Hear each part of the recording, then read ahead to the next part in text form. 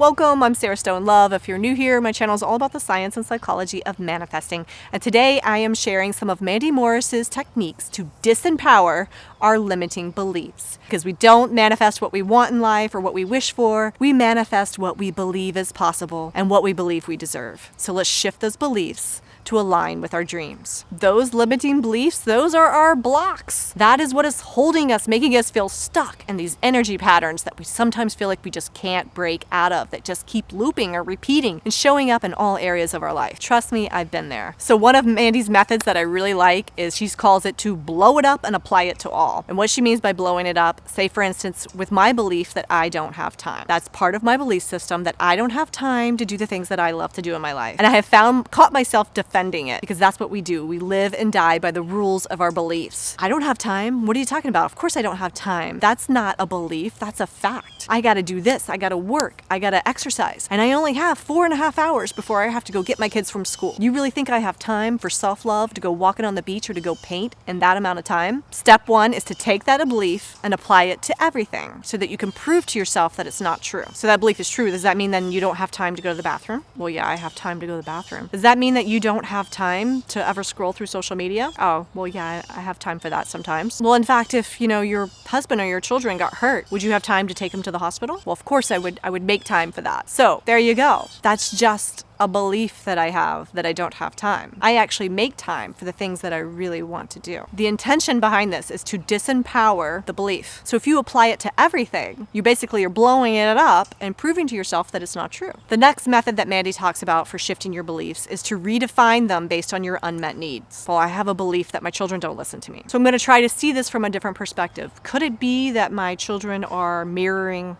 my own behavior? Am I listening to them? Are they not listening to me because their needs are not met? Could it be that they are listening to me, but not in the way that I desire? Maybe they're listening to me and choosing to ignore me. What am I telling myself about this situation? I found what I'm telling myself, the reason I get really frustrated and angry is because I'm angry at their behavior. But on a deeper level, I'm flipping that back around and judging myself. I'm obviously not a good mother, or my kids would listen to me. What is the truth or the bigger picture? I believe for me, it's that my kids are reflecting back my own unmet need for connection. And if I take the time to do something that they want to do, I am meeting their need for connection. I'm hearing them, they feel heard, and they are way more likely to listen to anything I have to say. Now you see how I'm shifting what I'm telling myself about the situation. And when you shift your self-talk, shift everything. And I'm taking back my power and realizing that I'm not a victim. And when I shift my perception and the way I view things in my self-talk, and I shift myself within, I actually shift everything around me. The next method is to figure out how long have you had this belief. So say for instance, for me,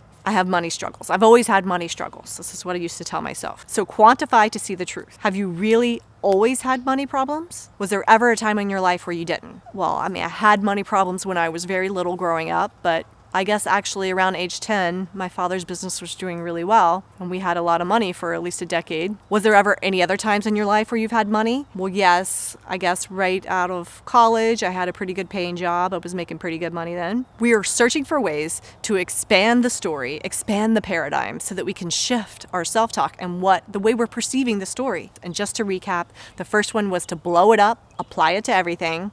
Expand into the full picture so that you can see it from other people's perspectives and other sides. And ask yourself, how long have I had this belief, and has it really always been true? And you can always come back to the fact that we were all born in this world completely abundant. We were born with all of our needs met. Whenever we wanted food, we cried. Whenever we needed our diaper changed, we cried, because we were enough and we believed in ourselves and we were worthy. We were worthy of someone coming over and serving us and taking care of us. So if we were born into the world this way, then you better believe we could get back to that. I'm Sarah Stone Love, and I hope this video helps you to start shifting your perception, shifting your emotions, and shifting your beliefs so that you can ultimately align them with your dreams and manifest it all.